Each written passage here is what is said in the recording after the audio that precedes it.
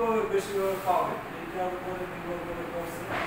তার একটা হচ্ছে যে সিটিজেন চার্টার, সেই সিটিজেন চার্টার 2009 সাল থেকে কিন্তু চালু করছে সরকার। এখনো হয়তো অনেক জায়গায় আছে, অনেক জায়গায় নাই।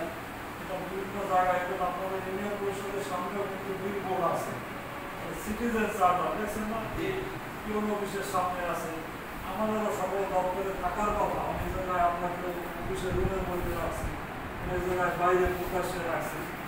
এটা হচ্ছে যে আসলে নাগরিক ওই দপ্তর থেকে কী কী সেবা পাবে তার একটা তালিকা, এবং ওই সেবা প্রাপ্তির ক্ষেত্রে ভূমি অফিসের সামনেও কিন্তু আছে, দেখেন একটা বিলবোর্ড আছে যে সেবা প্রাপ্তি কী কী ওই অফিস থেকে পাবে এবং সেবা কতদিনে পাবে, কী পরিমাণ খরচ হবে, এই ধরনের একটা বিবরণী।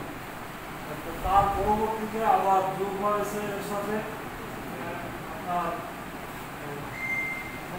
অভিযোগ নিষ্পত্তিকারী কর্মকর্তা বানাইছে আমাদের দপ্তরে।